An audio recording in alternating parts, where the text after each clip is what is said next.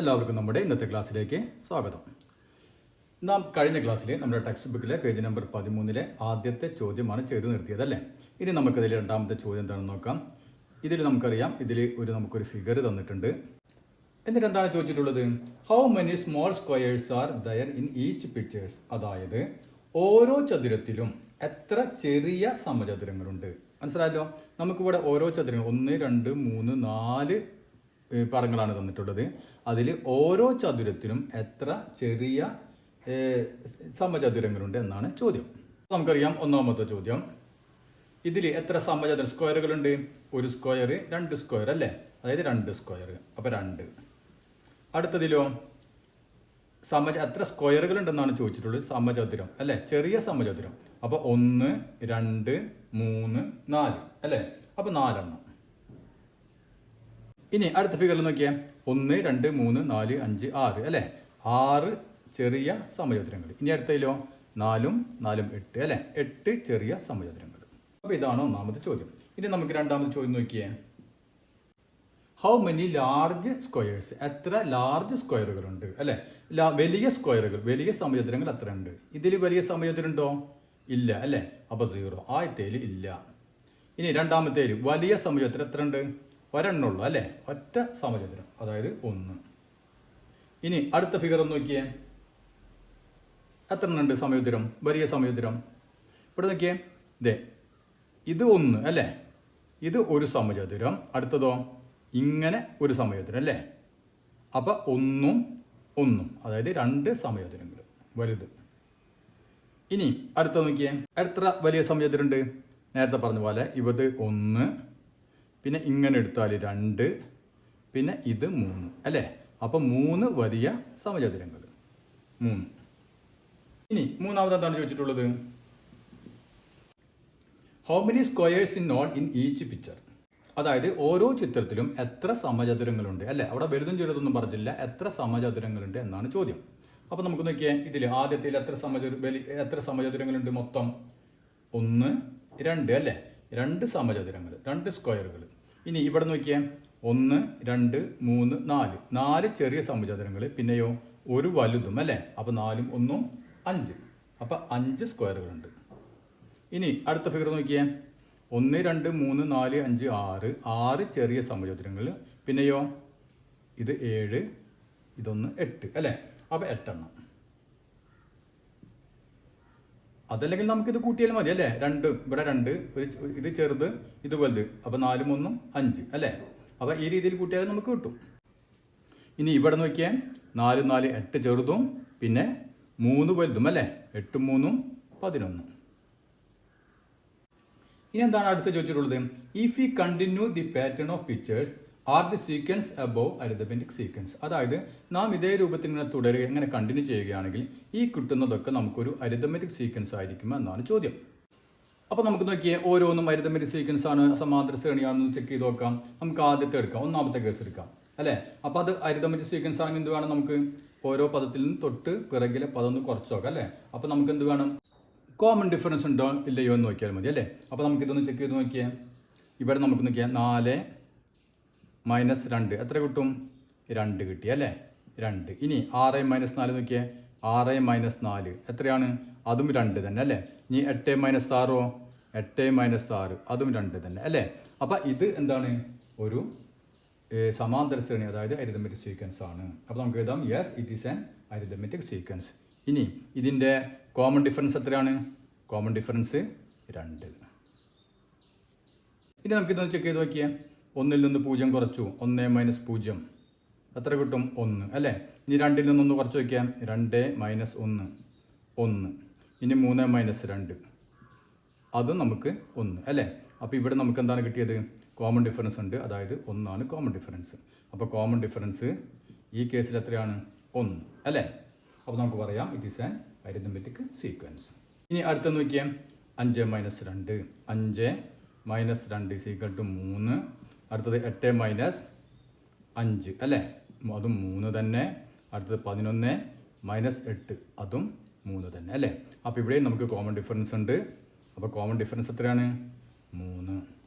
അപ്പോൾ നമുക്ക് എഴുതാം, ഇതൊരു അരിതമെറ്റിക് സീക്വൻസ് ആണ്. It is an arithmetic sequence. ഇനി നമുക്ക് മൂന്നാമത്തെ ചോദ്യം ഒന്ന് ചെയ്തു നോക്കാം. അപ്പോൾ ഇതാണ് നമ്മുടെ മൂന്നാമത്തെ ചോദ്യം. In the picture below the perpendiculars drawn from the bottom line are equally spaced. Show that the sequence of the perpendicular on continuing this form N arithmetic sequence. അതായത് ഇവിടെ ഈ ചിത്രത്തിൽ നോക്കിയാൽ ഒരേ ഡിസ്റ്റൻസ്, ഒരേ അകലം ഇടവിട്ടുകൊണ്ട് ഒരേ ലംബങ്ങൾ കണ്ടില്ലേ, ഓരോ പെർപെൻഡിക്കുലേഴ്സ് ഇങ്ങനെ വരച്ചിട്ടുണ്ട്. അത് ഈ സ്പേസ് ഈക്വൽ ആണെന്ന് പറഞ്ഞിട്ടുണ്ട്. ഇനി നാം ഇതിൻ്റെ രൂപത്തിൽ ഇങ്ങനെ തുടർന്ന് കഴിഞ്ഞാൽ ഈ പെർപെൻഡിക്കുലറിൻ്റെ ഈ ലംബങ്ങളുടെ നീളം എന്താണെന്ന് തെളിയിക്കണം. നമ്മൾ ഒരു സമാന്തര ശ്രേണിയാണ്, അതായത് ഒരു അരിത്മെറ്റിക് സീക്വൻസ് ആണ് എന്നാണ് നാം പ്രൂവ് ചെയ്യേണ്ടത്. അപ്പോൾ ഇതെന്താണ്, ഇത് ലംബങ്ങളാണ്, പെർപെൻഡിക്കുലേഴ്സ് ആണ്, പിന്നെ ഈ ഡിസ്റ്റൻസുകൾ ഈക്വൽ ആണ് എന്നും പറഞ്ഞിട്ടുണ്ട്. ക്ലിയർ ആയില്ലേ ചോദ്യം? പിന്നെ ഇവിടെ നമുക്കൊരു ഹിന്റ് തന്നിട്ടുണ്ട്. എന്താണ് പറഞ്ഞിട്ടുള്ളത്? ഈ ലംബത്തിൻ്റെയും ഈ മുകൾ ഭാഗത്ത് നിന്ന്, മനസ്സിലായില്ലേ? അപ്പോൾ ഇതിൻ്റെ ഓരോ ലംബത്തിൻ്റെയും മുകൾ ഭാഗത്ത് നിന്ന് അടുത്ത ലംബത്തിലേക്ക് അല്ലെങ്കിൽ അടുത്ത പെർപെൻഡിക്കുലറിലേക്ക് എന്ത് ചെയ്യാം, നമുക്ക് ഒരേ ലൈൻ അങ്ങോട്ട് ഓരോ ലംബം അങ്ങോട്ട് വരയ്ക്കാം. ക്ലിയർ ആയ? അതായത് ഇങ്ങോട്ട് നോക്കിയാൽ ഇതിൻ്റെ അറ്റത്ത് നിന്ന് നോക്കിയാൽ ഇതിലേക്ക് അടുത്തയിലേക്ക് നമ്മളൊരു പെർപെൻഡിക്കുലർ 90 ഡിഗ്രി അല്ലേ, അപ്പോൾ ഒരു പെർപെൻഡിക്കുലർ ഇങ്ങനെ വരയ്ക്കുന്നു. മനസ്സിലായല്ലോ? അങ്ങനെ നമ്മൾ ഓരോന്നിലും ഇങ്ങനെ പെർപെൻഡിക്കുലർ വരയ്ക്കാൻ പറഞ്ഞിട്ടുണ്ട്. ഇതാണ് നമുക്ക് തന്നിട്ടുള്ളൊരു ഹിന്റ്. അപ്പോൾ നമ്മൾ പ്രൂവ് ചെയ്യേണ്ടത് ഇതിൻ്റെ നീളങ്ങൾ എന്തായിരിക്കണം, അത് ഒരു അരിത്മെറ്റിക് സീക്വൻസ് ആണെന്നാണ് നമ്മൾ പ്രൂവ് ചെയ്യേണ്ടത്. അപ്പോൾ നമുക്ക് ആദ്യം എന്ത് ചെയ്യാം, നമുക്ക് പ്രൂവ് ചെയ്യാൻ എളുപ്പത്തിന് വേണ്ടി ഇവർക്ക് കുറേ പേരുകൾ നമുക്ക് കൊടുക്കാം. അപ്പോൾ നമുക്ക് ഈ പോയിന്റുകൾക്ക് ഇപ്പോൾ A B C D E എന്ന് കൊടുത്തു. അങ്ങനെയാണ് നമുക്ക് ഇതിൻ്റെ മുകളിൽ നമുക്ക് വേണമെങ്കിൽ P Q R S T എന്ന് കൊടുത്തു. അപ്പോൾ ഇതാണ് നമ്മൾ ഒരേ ലംബങ്ങൾ. ക്ലിയർ ആയില്ലേ? ഇനി നമ്മൾ ഇങ്ങോട്ട് നോക്കിയേ, ഇതാണ് ആദ്യത്തെ ലംബം അല്ലേ, ഈ ആദ്യത്തെ ലംബം. അപ്പോൾ ഇതൊരു പെർപെൻഡിക്കുലർ വരച്ചിരിക്കണം, അതായത് ഈ നീളവും ഇവിടെ നിന്ന് ഇങ്ങോട്ടുള്ള നീളവും ഈക്വൽ ആയിരിക്കും അല്ലേ. അപ്പോൾ നമ്മൾ ഈ നീളത്തിൻ്റെ കൂടെ ഇത്രയും നീളം കൂടി കൂട്ടിക്കഴിഞ്ഞാൽ ഇതിൻ്റെ നീളം കിട്ടി, അടുത്ത പെർപെൻഡിക്കുലറിൻ്റെ നീളം കിട്ടി അല്ലേ, ശരിയല്ലേ? ഇനി ഈ നീളം തന്നെയാണ് ഈ നീളം അല്ലേ, അതായത് ഇതിൻ്റെ നീളത്തിൻ്റെ കൂടെ ഇത്രയും നീളം കൂടി കൂട്ടിക്കഴിഞ്ഞാൽ നമുക്ക് അടുത്ത പെർപെൻഡിക്കുലർ കിട്ടി. അതേപോലെ തന്നെയാണ് ഇനി അങ്ങോട്ട് ഇവ രണ്ടും. അപ്പോൾ നമ്മൾ എന്ത് വേണം, ഇത്രയും നീളം എന്തായിരിക്കണം, തുല്യമായിരിക്കണം അല്ലേ. ഈ നീളങ്ങൾ ഇവിടെ നിന്ന് ഇവിടം വരെയുള്ള നീളം, അതുപോലെ ഇവിടെ നിന്ന് ഇവിടം വരെയുള്ള നീളം, ഈ നീളങ്ങൾ ഈക്വൽ ആണെങ്കിൽ നമുക്ക് എന്ത് പറയാം, ഇതൊരു അരിത്മെറ്റിക് സീക്വൻസ് ആയിരിക്കും അല്ലേ. കാരണം ഇതിൻ്റെ കൂടെ ഇത് കൂട്ടുന്നു, അതിൻ്റെ കൂടെ ഇത് കൂട്ടുന്നു അല്ലേ. അപ്പോൾ നാം എന്ത് വേണം, ഈ നീളങ്ങൾ ഈക്വൽ ആണെന്ന് ആദ്യം നമ്മൾ പ്രൂവ് ചെയ്യണം. അപ്പോൾ അതിന് നമുക്ക് എന്ത് ചെയ്യാം, ഇത് നമുക്ക് ഒരേ ട്രയാങ്കിൾ ആയിട്ട് എടുക്കാം. ഇപ്പോൾ നമുക്ക് ഇവിടെ ഈ പോയിന്റിൻ്റെ ഒരു പേര് കൊടുക്കാം. ഇപ്പോൾ നമുക്ക് എം എന്ന് കൊടുത്തു, എം, ഇവിടെ എൻ, ഇവിടെ ഒ, ഇവിടെ പി എന്ന് കൊടുത്തു. ഇപ്പോൾ നോക്കിയേ, ഇവിടെ നമുക്കൊരു ചെറിയ ത്രികോണം കിട്ടി അല്ലേ, ഒരു മട്ടത്രികോണം. കാരണം ഇത് മട്ടത്രികോണമാണ്, കാരണം എന്താണ്, ഇത് പെർപെൻഡിക്കുലർ ആണെന്ന് പറഞ്ഞിട്ടുണ്ട് അല്ലേ. അതായത് ത്രികോണം പി എം ക്യൂ എന്ന് പറയുന്ന ഒരു ത്രികോണം കിട്ടി അല്ലേ. അതേപോലെ തന്നെ ഇവിടെ ക്യു എൻ ആർ എന്ന് പറയുന്ന ഒരു മട്ടത്രികോണം കിട്ടി അല്ലേ. ഇതൊക്കെ 90 ഡിഗ്രി. ഇവിടെയോ ആർ ഒ എസ് എന്ന് പറയുന്ന അടുത്തൊരു മട്ടത്രികോണം അല്ലേ, ഇവിടെയും നമുക്കൊരു മട്ടത്രികോണം കിട്ടി. ഇനി നമുക്ക് ഈ ത്രികോണങ്ങൾ എന്താണെന്ന് പ്രൂവ് ചെയ്യണം, അത് ഈക്വൽ ട്രയാങ്കിൾ ആണെന്ന് പ്രൂവ് ചെയ്യണം. മനസ്സിലായോ? ഈ ഡിസ്റ്റൻസ് ഈക്വൽ ആണെന്ന് നമ്മുടെ ചോദ്യത്തിലുണ്ട്. അതുകൊണ്ട് തന്നെ ഈ വശവും ഈ ത്രികോണത്തിൻ്റെ ഈ വശവും ഒക്കെ എന്താണ്, ഈക്വൽ ആണ്. അപ്പോൾ ഒന്നാമത്തെ കാര്യം നമുക്ക് കിട്ടി. ഇനി ഇതിൻ്റെ ഈ സൈഡിലുള്ള ഒരു ആംഗിൾ, ഇത് 90 ഡിഗ്രി, ഇതും 90 ഡിഗ്രി, ഇതും 90 ഡിഗ്രി, ഇതും 90 ഡിഗ്രി അല്ലേ. അപ്പോൾ അതും ഈക്വൽ ആണ്. അപ്പോൾ ആ വശത്തിൻ്റെ ഒരു സൈഡിലുള്ള ആംഗിളുകൾ ഈക്വൽ. ഇനി ഇപ്പുറത്തെ സൈഡ് നോക്കിയേ, ഈ ആംഗിളും ഇതും ഈക്വൽ ആണ്. എന്താ കാരണം, ഇവിടെ നോക്കിയേ ഒരേ ചരിവാണുള്ളത് അല്ലേ. അതായത് നമ്മളിപ്പോൾ ഇതൊരു ലൈൻ, ഈ ലൈനിൽ നമ്മൾ ഇങ്ങനെ നമുക്ക് പാരലൽ ലൈൻ വരച്ചു കഴിഞ്ഞാൽ ഈ ആംഗിളൊക്കെ എന്തായിരിക്കും, ഈക്വൽ ആയിരിക്കും അല്ലേ. അപ്പോൾ അതുകൊണ്ട് ഈ ആംഗിളും ഒക്കെ ഈക്വൽ ആയിരിക്കും. അപ്പോൾ നമുക്ക് എന്ത് പറയാം, ഒരു സൈഡും അതിൻ്റെ സൈഡിലുള്ള രണ്ട് ആംഗിളുകളും ഒക്കെ ഈക്വൽ ആണ്. അതുകൊണ്ട് ഈ ത്രികോണങ്ങൾ എന്താണ്, ഈക്വൽ ത്രികോണങ്ങൾ ആണ്. അപ്പോൾ നമുക്ക് ആദ്യം ഇത് എഴുതാം. ട്രയാങ്കിൾ ഏതാണ്, പി എം ക്യൂ, പിന്നെയോ ട്രയാങ്കിൾ ക്യു എൻ ആർ, പിന്നെ ട്രയാങ്കിൾ ആർ ഒ എസ് അല്ലേ. ഇനി വേണമെങ്കിൽ അടുത്ത ട്രയാങ്കിൾ എഴുതാം. അപ്പോൾ അതൊക്കെ എന്താണ്, ഈക്വൽ ട്രയാങ്കിൾസ്.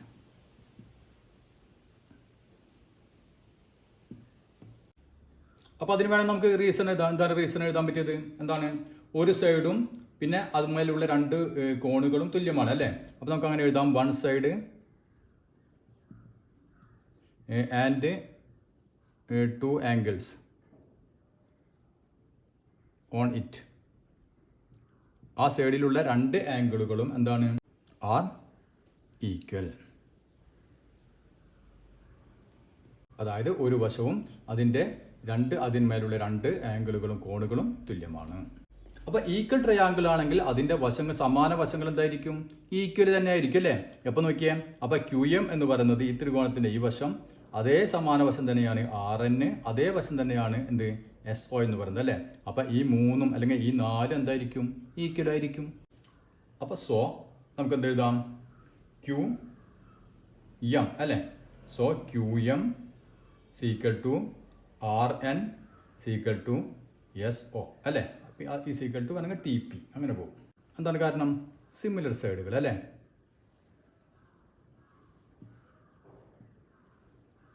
അതായത് സമാന വശങ്ങൾ. ഇനി നമുക്ക് ആദ്യത്തെ ഈ പെർപെൻഡിക്കുലറിന്റെ നീളം x ആണെന്ന് വിചാരിക്കുക. ഈ നീളം x ആണെന്ന് വിചാരിക്കുക. ഇപ്പം നമ്മൾ ഈ ഇത്രയും നീളം ഈക്വൽ ആണെന്ന് പറഞ്ഞല്ലോ, അത് നമുക്ക് വേണമെങ്കിൽ y ആണെന്ന് വിചാരിക്കാം. ആ നീളം നമുക്ക് y എന്ന് കൊടുക്കാം, y. അങ്ങനെയാണെങ്കിൽ ആദ്യത്തെ പെർപെൻഡിക്കുലർ നീളം എത്രയാണ്, PA ഈക്വൽ ടു എത്രയായിരിക്കും നീളം, x നമ്മൾ കൊടുത്തു അല്ലേ, x സെന്റിമീറ്റർ. അങ്ങനെയാണെങ്കിൽ അടുത്ത പെർപെൻഡിക്കുലർ ഏതാണ്, BQ അല്ലേ, അല്ലെങ്കിൽ QB. അപ്പോൾ QB എന്ത് വരും, അതിൻ്റെ നീളം എത്ര വരും, ഇത്രയും നീളം എക്സിൻ്റെ കൂടെ ഇത്രയും നീളം y അല്ലേ. അപ്പോൾ എക്സിൻ്റെ കൂടെ y കൂട്ടണം. അപ്പോൾ x പ്ലസ് y. ഇനി അടുത്ത പെർപെൻഡിക്കുലർ ഏതാണ്, RC ഈക്വൽ ടു, നമുക്കറിയാം ക്യൂബിയുടെ നീളം x പ്ലസ് y ആണ് അല്ലേ. അത് ക്യൂബിയുടെ നീളം ഇത്രയും നീളം x പ്ലസ് y, അതിൻ്റെ കൂടെ എന്ത് കൂട്ടണം, ഒരു വൈയും കൂടിയും കൂട്ടണം അല്ലേ. അതായത് x പ്ലസ് y അതിൻ്റെ കൂടെ ഒരു വൈയും കൂടിയും കൂട്ടുന്നു. അതായത് x പ്ലസ് എത്ര y ഉണ്ട്, 2y. ഇനി അടുത്ത പെർപെൻഡിക്കുലർ നോക്കിയാൽ SD ഈക്വൽ ടു, അതിൻ്റെ നീളം എത്ര വരും, ഈ നീളം എത്രയാണ്, ഈ നീളം നമ്മൾ കണ്ടുപിടിച്ചു x പ്ലസ് 2y അല്ലേ. അപ്പോൾ x പ്ലസ് 2yയുടെ കൂടെ പിന്നെ എന്ത് കൂട്ടണം, ഇവിടുത്തെ ഒരു വൈയും കൂടിയും കൂട്ടണം അല്ലേ. അപ്പോൾ x പ്ലസ് 2y അതിൻ്റെ കൂടെ ഒരു വൈയും കൂടിയും കൂട്ടണം. അതായത് x പ്ലസ് എത്ര y ഉണ്ട്, 2yയും y-യും 3y. അപ്പോൾ നമുക്ക് ഈ പെർപെൻഡിക്കുലേഴ്സിൻ്റെ ഹൈറ്റ് ഒന്ന് നമ്മൊന്ന് എഴുതി വയ്ക്കുക, സീക്വൻസിൽ എഴുതി വയ്ക്കുക. ആദ്യത്തത് x, അടുത്തത് x പ്ലസ് y, അടുത്തതിൻ്റെ ഹൈറ്റ് x പ്ലസ് 2y, പിന്നെയോ x പ്ലസ് 3y അല്ലേ, x പ്ലസ് 3y. ഇങ്ങനെ പോകും. ഇതാണ് സീക്വൻസ്. ഇനി ഇതൊരു അരിതമെറ്റിക് സീക്വൻസ് ആണോ നോക്കിയാൽ ചെക്ക് ചെയ്ത്, x പ്ലസ് y അല്ലേ, x പ്ലസ് y, അടുത്ത x പ്ലസ് 2y. ഇവിടെ ഏതാ കൂട്ടിയത്, ഇതിൻ്റെ കൂടെ എക്സിൻ്റെ കൂടെ y കൂട്ടി അല്ലേ, y കൂട്ടി. ഇവിടെയോ വീണ്ടും ഒരു y കൂട്ടി, അപ്പോൾ x പ്ലസ് 2y എന്നായി. അടുത്ത വീണ്ടും ഇതിൻ്റെ കൂടെ y കൂട്ടി, അപ്പോൾ x പ്ലസ് 3y എന്നായി അല്ലേ. അപ്പോൾ ഇതെന്താണ്, ഒരു അരിതമെറ്റിക് സീക്വൻസ് ആണ്. അപ്പോൾ നമുക്ക് എഴുതാം, ദേ ഫോം എൻ അരിതമെറ്റിക് സീക്വൻസ്. അപ്പോൾ അതിൻ്റെ കോമൺ ഡിഫറൻസ് എത്രയാണ്, കോമൺ ഡിഫറൻസ് പൊതു വ്യത്യാസം എത്രയാണ് വരാം, y അല്ലേ, y. അപ്പോൾ ഇവിടെ ഈ ഡിസ്റ്റൻസ് ആണ് എന്താണ് വരുന്നത്, കോമൺ ഡിഫറൻസ് ആയിട്ട് വരുന്നത് അല്ലേ. അപ്പോൾ നമ്മുടെ y എന്ന് പേര് കൊടുത്തുകൊണ്ട് y, ഇവിടെ h എന്ന് പേര് എടുക്കുകയാണെങ്കിൽ h അല്ലേ. അപ്പോൾ ഈ ഡിസ്റ്റൻസ് ആണ് ഇതിൻ്റെ കോമൺ ഡിഫറൻസ് ആയിട്ട് വരുന്നത്. അപ്പോൾ ഇത് നമുക്ക് കണ്ടാലും അറിയാം, ഇത് y ആണ് കൂട്ടി വരുന്നത് അല്ലേ. ഇനി അതല്ലെങ്കിൽ നമ്മൾ പതിവ് പോലെ ചെയ്യാറുള്ള പോലെ ഇതിൽ നിന്ന് ഇത് കുറച്ച് നോക്കാം. അങ്ങനെ ചെയ്യേണ്ടവർ എന്ത് ചെയ്യാം, x പ്ലസ് വൈയിൽ നിന്ന് അപ്പോൾ എന്ത് വരും, ഈ എക്സും നെഗറ്റീവ് എക്സും ക്യാൻസൽ ചെയ്ത് പോയി അല്ലേ, ബാക്കി y കണ്ടില്ലേ, y. ഇനി ഇതിൽ നിന്ന് ഇത് കുറച്ചാലോ, x പ്ലസ് 2yയിൽ നിന്ന് എന്ത് കുറയ്ക്കണം, മൈനസ്. ഇവിടെ ശ്രദ്ധിക്കുക, മൈനസ് x പ്ലസ് y അല്ലേ. അപ്പോൾ ഇവിടെ ബ്രാക്കറ്റ് ഇട്ട് ചെയ്യണം. അപ്പോൾ എന്ത് വരും നമുക്ക്, x പ്ലസ് 2y, ഇനി ബ്രാക്കറ്റ് മാറ്റുമ്പോൾ മൈനസ് എക്സ് മൈനസ് വൈ ഇങ്ങനെ വരും. അപ്പോൾ ഇവിടെ എക്സും മൈനസ് എക്സും ക്യാൻസൽ ചെയ്ത് പോയി, പ്ലസ് 2y-യും മൈനസ് വൈ അല്ലേ. അപ്പോൾ 2y-ൽ നിന്ന് ഒരു വൈ പോയി കഴിഞ്ഞാൽ വൈ. ക്ലിയർ ആയില്ലേ. അപ്പോൾ ഇവിടെ നമ്മൾ കോമൺ ഡിഫറൻസ് വൈ. അപ്പോൾ ഇത്രയും ഭാഗം കഴിഞ്ഞു. ഇനി നമുക്ക് പഠിക്കാനുള്ളത് പൊസിഷൻ ആൻഡ് ടേമാണ്, അതായത് സ്ഥാനവും പദവും. ഇപ്പം നമുക്ക് ഒരു സീക്വൻസിലെ രണ്ട് പദങ്ങൾ തന്നു കഴിഞ്ഞാൽ നമുക്ക് ഒരു സമാന്തര ശ്രേണി ഉണ്ടാക്കാൻ അറിയാം അല്ലേ. ഇപ്പോൾ ഉദാഹരണത്തിന് ഇപ്പം നമ്മൾ ആദ്യത്തെ പദം 1 ആണെന്ന് വിചാരിക്കാം, 1. രണ്ടാമത്തെ പദം ഒരു 11 ആണെന്ന് വിചാരിക്കാം. ഇങ്ങനെയാണെങ്കിൽ നമുക്ക് അടുത്ത പദങ്ങൾ എഴുതാൻ പറ്റും അല്ലേ? എന്ത് വേണം? ഇതിൽ കോമൺ ഡിഫറൻസ് നോക്കണം. കോമൺ ഡിഫറൻസ് എത്രയാണ്? കോമൺ ഡിഫറൻസ് 11 - 1 അല്ലേ? 10 കോമൺ ഡിഫറൻസ്. അപ്പോൾ നമ്മൾ എന്ത് ചെയ്താൽ മതി? 10 കൂട്ടി കൊടുത്താൽ മതി അല്ലേ?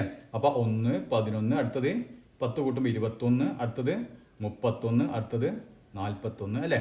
അപ്പോൾ നമുക്ക് വളരെ ഈസി ആയിട്ട് ഇങ്ങനെ ഈ സീക്വൻസ് എഴുതാൻ പറ്റും അല്ലേ? ഇനി നമുക്ക് ഒന്നാം പദം തന്നിട്ടുണ്ട്.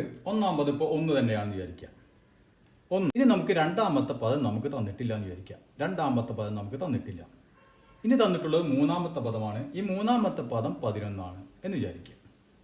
അതായത് ഇത് ഒന്നാമത്തെ പദം, ഇത് മൂന്നാമത്തെ പദം അല്ലേ? അപ്പോൾ ഒന്നാം പദവും മൂന്നാം പദവും നമുക്ക് തന്നിട്ടുണ്ട്, രണ്ടാമത്തെ പദം നമുക്ക് തന്നിട്ടില്ല.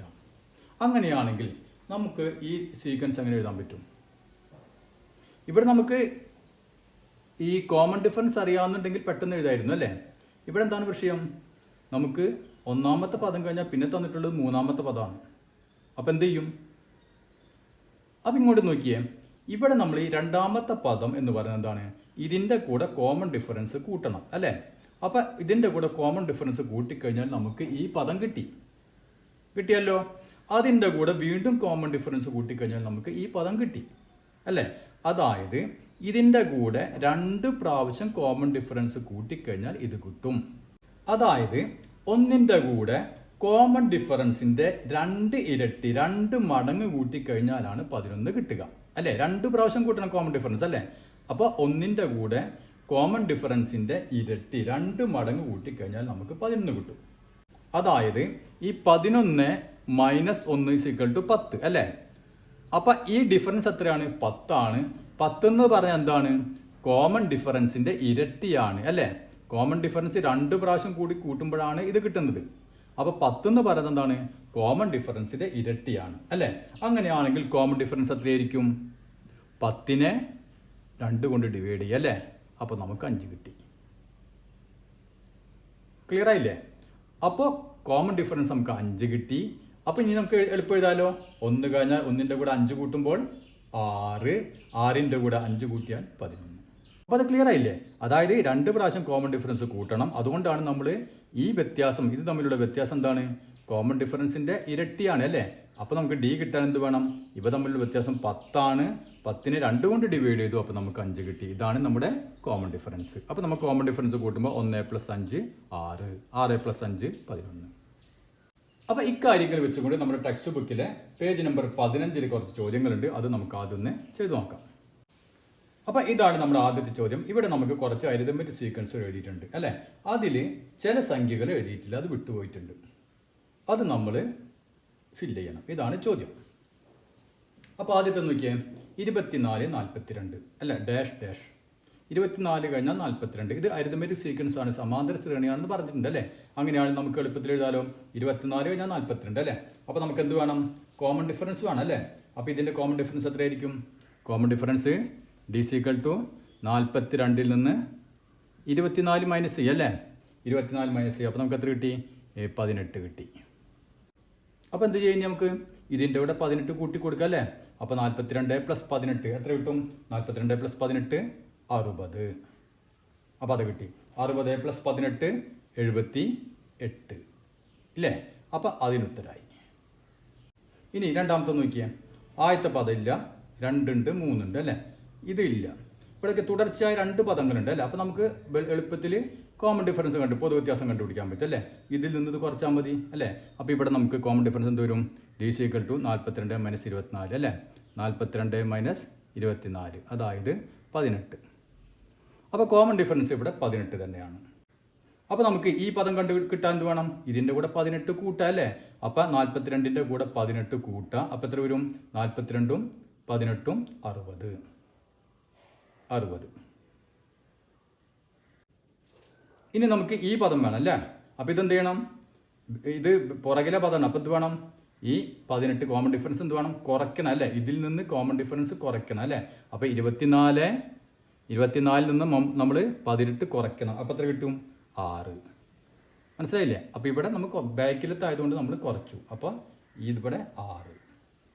ഇനി അടുത്ത് നോക്കിയേ, ഇതില്ല 24 42 അല്ലേ. അപ്പോൾ 24 42 ആകുമ്പോൾ നമുക്കറിയാം കോമൺ ഡിഫറൻസ് 42 മൈനസ് 24 നമ്മൾ ചെയ്തിട്ടുണ്ട്. 42 മൈനസ് 24 18 ആണെന്ന് നമ്മൾ ചെയ്തിട്ടുണ്ട് അല്ലേ. അപ്പോൾ കോമൺ ഡിഫറൻസ് 18 ആണ്. അപ്പോൾ നമുക്ക് ഈ പദം എങ്ങനെ കിട്ടും? ഇതിൻ്റെ പുറകിലെ പദമാണ് അല്ലേ. അപ്പോൾ 24 നിന്ന് 18 കുറയ്ക്കണം അല്ലേ. അപ്പോൾ 24 മൈനസ് 18 എത്രയാണ്? 6 അല്ലേ. അപ്പോൾ ഈ പദം നമുക്ക് കിട്ടി 6. ഇനി ഈ പദം കിട്ടാൻ എന്ത് ചെയ്യണം? 6ൽ നിന്ന് 18 കുറയ്ക്കണം അല്ലേ. അതായത് 6 മൈനസ് 18. ശ്രദ്ധിക്കുക, 6 മൈനസ് 18. അപ്പോൾ ചിഹ്നം എന്ത് വരും? വ്യത്യസ്ത ചിഹ്നങ്ങളാണ് അല്ലേ. ഒരു പ്ലസും മൈനസാണ് കൂടുതൽ. അപ്പോൾ എന്ത് വേണം? -12. അപ്പോൾ കുറയ്ക്കുമ്പോൾ ശ്രദ്ധിക്കണം, -12. അപ്പോൾ ഇവിടെ -12. ഇനി അടുത്ത് നോക്കിയാൽ 24-42 അല്ലേ. ഇവിടെ എന്താണ് സംഭവം?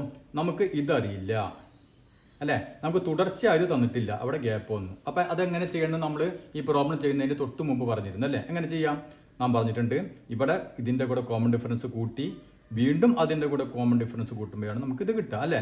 അതായത് 2 പ്രാവശ്യം കോമൺ ഡിഫറൻസ് ഇതിൻ്റെ കൂടെ കൂട്ടുമ്പോഴാണ് ഇത് കിട്ടുക. അപ്പോൾ നാം എന്ത് ചെയ്യണം? ഇത് 42ൽ നിന്ന് 42 മൈനസ് 24 നമുക്ക് എത്ര കിട്ടി? 18 കിട്ടി. ഈ 18 എന്ന് പറയുന്നത് എന്താണ്? കോമൺ ഡിഫറൻസ് അല്ല. കാരണം ഇതിൻ്റെ ഇടയിൽ ഒരു പദം ഉണ്ട് അല്ലേ. കോമൺ ഡിഫറൻസ് ഇവിടെ കൂട്ടി അതിൻ്റെ കൂടെ ഒന്നും കൂടിയും കൂട്ടുമ്പോഴാണ് നമുക്ക് 42 കിട്ടുന്നത്. അതായത് ഇവ തമ്മിലുള്ള വ്യത്യാസം എന്താണ്? കോമൺ ഡിഫറൻസിൻ്റെ ഇരട്ടിയാണ് അല്ലേ. അപ്പോൾ ഈ വ്യത്യാസം 18 കോമൺ ഡിഫറൻസിൻ്റെ ഇരട്ടിയാണ്. അപ്പോൾ കോമൺ ഡിഫറൻസ് എത്രയായിരിക്കും? d = 18/2 അതായത് 9. അപ്പോൾ നമുക്ക് 24ൻ്റെ കൂടെ 9 കൂട്ടി വയ്ക്കുക. 24ഉം 9ഉം 33. അപ്പോൾ 33. ഇപ്പം 33 കിട്ടി. അതിൻ്റെ കൂടെ 9 കൂട്ടിയ 42 കിട്ടി. ഇനി അതിൻ്റെ കൂടെ 9 കൂട്ടിക്കഴിഞ്ഞാൽ നമുക്ക് 51 കിട്ടി. മനസ്സിലായില്ലേ? ഇനി ഇവിടെ നോക്കിയാൽ ഇവിടെ നമുക്ക് തുടർച്ചയായി തന്നിട്ടില്ല അല്ലേ. അപ്പോൾ നമുക്ക് കോമൺ ഡിഫറൻസ് എളുപ്പത്തിൽ കണ്ടുപിടിക്കാൻ പറ്റില്ല. തുടർച്ചയായി തന്നു കഴിഞ്ഞാൽ നമുക്ക് അതിൽ നിന്ന് മൈനസ് ചെയ്താൽ മതി. ഇവിടെ നോക്കിയാൽ ഇടയിൽ പോയിട്ടുണ്ട് അല്ലേ. അപ്പോൾ നമ്മൾ ഇവിടെ ചെയ്ത് അതേപോലെ തന്നെ നമുക്ക് എന്ത് ചെയ്യാം? ആദ്യം 42ൽ നിന്ന് നമ്മൾ 24 മൈനസ് ചെയ്യുന്നു. അതായത് 42 മൈനസ് 24 നമ്മൾ ചെയ്തിട്ടുണ്ട് മുമ്പിൽ അല്ലേ. അതായത് 18. അപ്പോൾ 18 എന്ന് പറയുന്നത് എന്താണ്? ഈ കോമൺ ഡിഫറൻസിൻ്റെ ഇരട്ടിയാണ് അല്ലേ. അപ്പോൾ കോമൺ ഡിഫറൻസ് എന്ത് വരും? കോമൺ ഡിഫറൻസ് എന്ന് 18/2 അതായത് 9. അപ്പോൾ നമുക്ക് 24ൻ്റെ കൂടെ 9 കൂട്ടിയാൽ പോരെ. 24ൻ്റെ കൂടെ 9 കൂട്ടിയാൽ എത്ര കിട്ടും? 33. അപ്പോൾ 33 ഈ പദം കിട്ടി. ഇവിടെ 42. ഇനി എനിക്ക് പുറകിലുള്ള കിട്ടേണ്ടത് അല്ലേ. അപ്പോൾ എന്ത് വേണം? 9 കുറയ്ക്കണം. ഇതിൽ നിന്ന് 9 കുറയ്ക്കാം. അപ്പോൾ എത്ര കിട്ടും നമുക്ക്?